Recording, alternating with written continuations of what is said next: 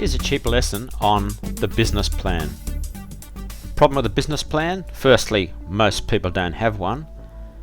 Secondly, if they do, it's too complex, they don't understand it.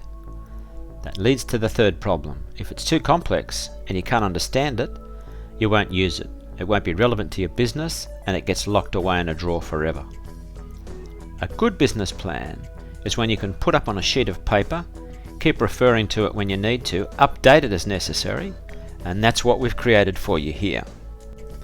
So a good business plan asks 3 fundamental questions about your business. Where are you now? Where do you want to go?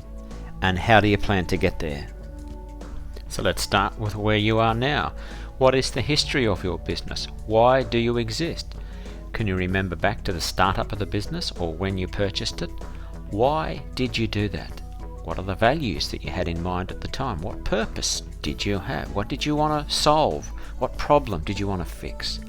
This could lead to the creation of a mission statement, but this is a mission statement with meaning rather than one that a consultant suggests you go away on a weekend to create and then it has no relevance to your business. This is what we call the foundation of your business. The next level up in our diagram is the blue level. We're still at foundation level, but we're starting to add a little bit of detail. So the questions here are, what exactly do you do? Describe it in a paragraph. Then, who does it? List the staff, the managers, the consultants, the contractors. Who actually puts this together for your business and how well do they do it? So what we're starting to form now is the first part of our operations manual. Operations and procedures define exactly how your business works. It's the simplest part of the business plan. Now, we're starting to build also our SWOT analysis. Strengths, weaknesses, opportunities and threats. The strengths and weaknesses are the first part of that SWOT analysis, which we're completing in this section. So the first 2 parts of our business plan are straightforward. What is the foundation of your business? Why do you exist? And then what do you do? Who does it? How well do you do it? In fact, the first half of your SWOT analysis. Now we move on to the sales activity within your business. Under the heading of sell, what's your margin? Who do you sell to? Who could you sell to? How do you sell? Direct, indirect, direct sales team, telemarketing? Is it all passive via an online website? And then who do you tell and how do you tell them? Split up your advertising and marketing budget and activities.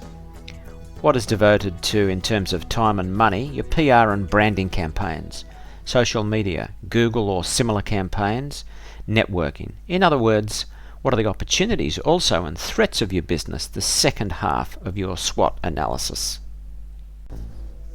So now we come to the most important part of the business plan, and the one that business owners pay least attention to. That is the science of sales.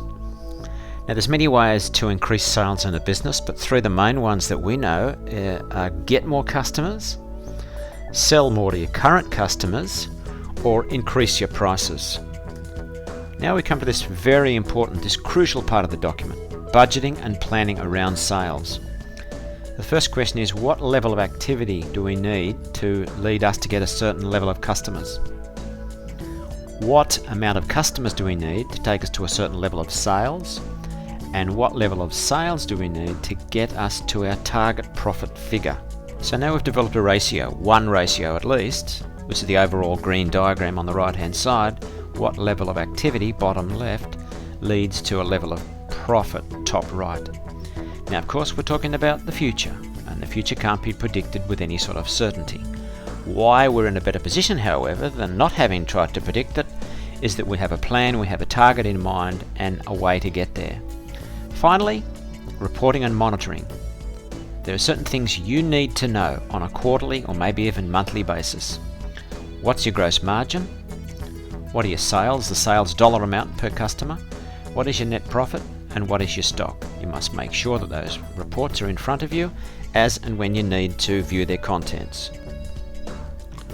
So there you have it, a cheap lesson on how to business plan in 1 page.